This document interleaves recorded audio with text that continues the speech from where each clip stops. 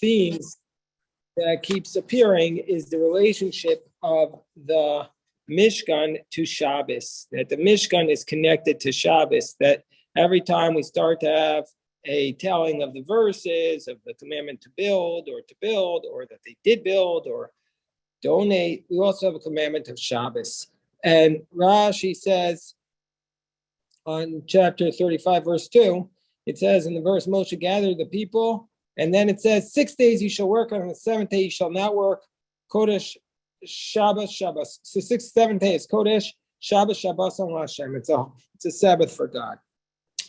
And Rashi, I think we mentioned him last time, says, Hiktim lem azar Shabbos utzivlem melachas hamishkan u'amar she'enu dochas haShabbos. Rashi says that God commands them about Shabbos prior to the building of the Mishkan to tell them that the Mishkan doesn't override the Shabbos. But it's not so simple, because why does it have to mention this here? It already mentioned it back in Kisisa. Also, there are all these things, you're not allowed to, you're supposed to write a Torah scroll. You're not allowed to write a Torah scroll on Shabbos. So why doesn't it say that? So why is it specifically over and over again this command?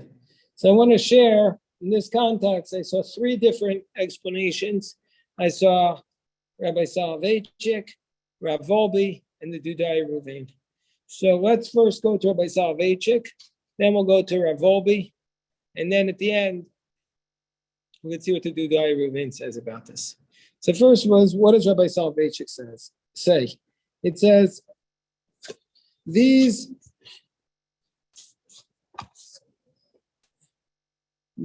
are the things. These are the things that Hashem commanded for to be done, to do. So why does it these are the things? Because there's more than one topic, says Rabbi Soloveitchik. There's the collection of the donations and also Shabbos. And then Rabbi Soloveitchik says there are actually 4 places where the Torah links Shabbos with the Mishkan. 4 places.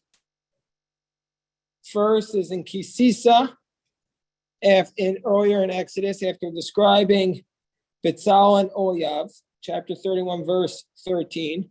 The Torah returns to the subject of Shabbos, stating, Et Shabsosai Tishmoru, guard my Shabbos. The sages are concerned with the exegesis of the expression ach. And there also, the rabbis tell us, Rashi says there, to tell us that the building of the Mishkan does not override Shabbos. So that's one. Right over here is the second one. The only difference here is in Kisisa, the Mishkan was commanded before the Shabbos, and here the Shabbos comes first. Then in Kedoshim, in Leviticus chapter 19, it says, also, you shall, let me read the verse exactly right so we don't speculate. Leviticus chapter 19, it states as follows. It states as follows.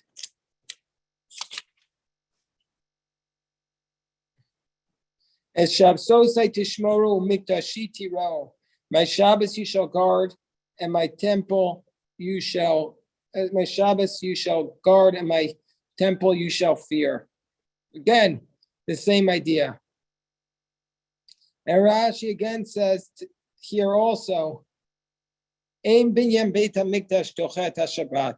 The building of the temple does not override Shabbat. So that's the third place we've seen this.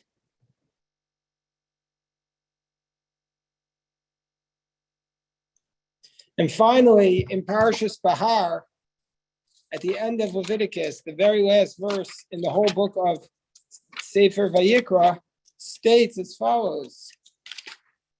Es Shabsosai Tishmoru u'mikdashi tiro. My Shabbos you shall fear, and my temple, my Shabbos you shall guard, and my temple you shall fear. I am Hashem. So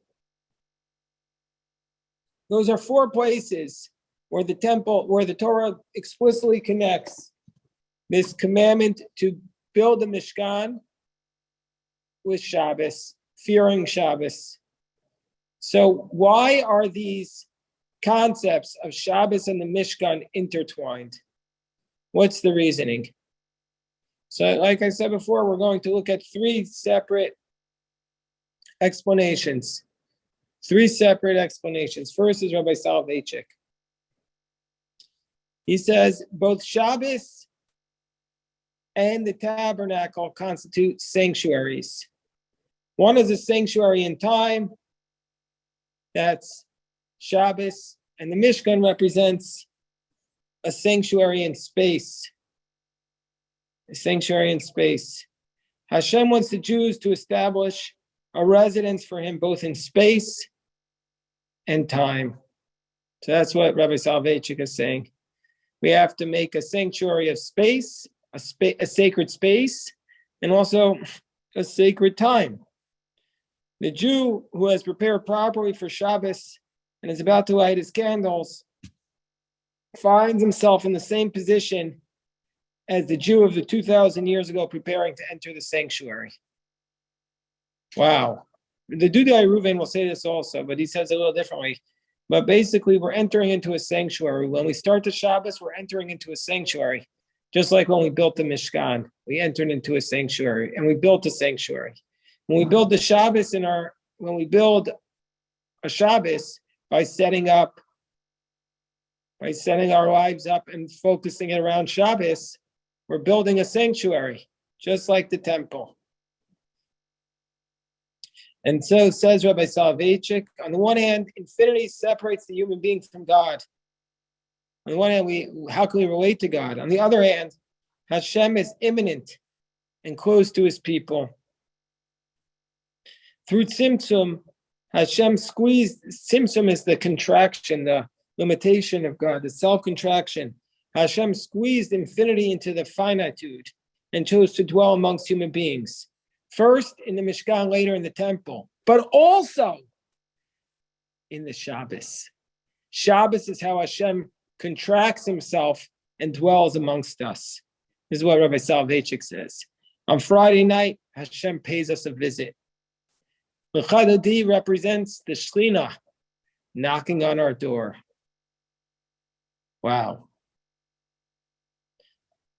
On Shabbos, Hashem visits us. On the festivals, we made a pilgrimage to the temple. But every Shabbos, Hashem visits us.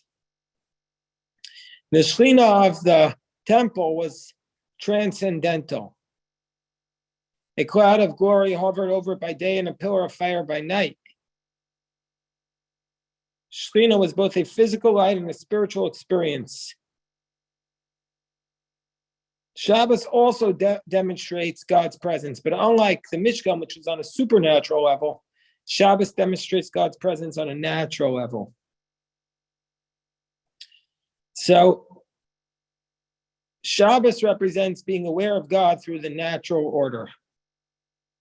So the idea of the Mishkan as a sanctuary in space, and Shabbos as a sanctuary in time, is the reason that the Torah in 4 different places linked the Sabbath with that of the Mishkan. So this is Rabbi Soloveitchik's argument, is to show us that they both represent sanctuaries. Shabbos is a sanctuary, and the Mishkan is a sanctuary. That's the first idea, powerful idea of Rabbi Soloveitchik. Let me just pause in case anybody has anything to add to that or to a question.